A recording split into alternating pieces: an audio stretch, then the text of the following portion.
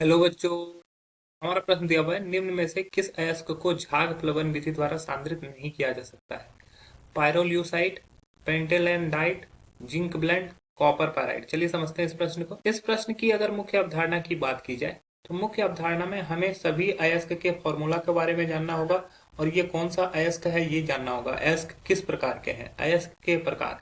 अयस्क कई प्रकार के होते हैं। ऑक्साइड अयस्क, अयस्क के प्रकार ये कई प्रकार के होते हैं, जैसे ऑक्साइड अयस्क, सल्फाइड अयस्क, ठीक है, ऑक्साइड अयस्क, सल्फाइड अयस्क, कार्बोनेट अयस्क आदि, ठीक है। और भी कई सारे अयस्क पाए जाते हैं।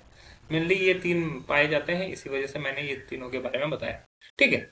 अब यहाँ पे क्या है कि झाग प्लवन विधि का ही इस्तेमाल किया गया है। तो झाग प्लवन विधि में क्या होता है कि झाग उत्पन्न होता है जहां पर अयस्क के कण जो होते हैं ना, वो हल्के होते हैं। इस विधि में क्या होता है कि एक बड़े से टंकी में, ठीक है, एक बड़े से टैंक में आधे से ज्यादा जल को भर लिया जाता है, उसमें अशुद्धि और अयस्क और अशुद्धि दोनों मिलाए जाते हैं। अयस्क और अशुद्धि को जल और चीड़ के तेल, यहाँ पे क्या डाला जाता है, इसमें जल तथा तेल डाला जाता है और उसको वायु से क्या किया जाता है, आलोड़ित किया जाता है, ठीक है। तो वायु से जब ये आलोड़ित होता है तो झाग उत्पन्न होता है, जिसमें अयस्क के कण झाग के साथ ऊपर, जबकि अशुद्धि क्या होता है, तेल के साथ नीचे बैठ जाता है, ठीक है।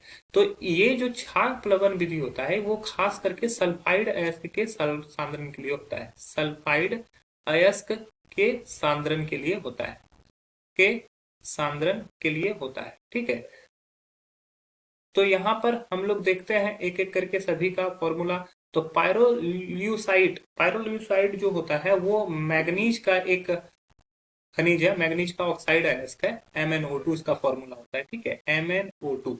अब दूसरा होता है पेंटेलेंडाइट। पेंटेलेंडाइट जो होता है वो निकिल का एक अयस्क है, जिसका फॉर्मूला होता है FeNi9S8, ठीक है। ये एक तरह का सल्फाइड अयस्क है।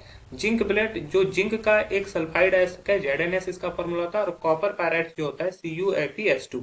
तो ये जो होता है हमारा कॉपर पायराइट होता है, जो कि मेनली लोहा और कॉपर का सल्फाइड अयस्क होते हैं। तो सल्फाइड अयस्क ये आसानी से कर लेता है। तो यहाँ भी सल्फाइड अयस्क है, ये भी सल्फाइड अयस्क है, ये भी सल्फाइड अयस्क है। तो ये तीनों सांद्रित हो जाएंगे, जबकि ये ऑक्साइड अयस्क है, ये सांद्रित नहीं होगा। तो हमारा जो सही उत्तर हो जाएगा ऑप्शन ए हो जाएगा, अन्य ऑप्शन गलत हो जाएंगे। आशा है यह प्रश्न आपको समझ में आया होगा। धन्यवाद।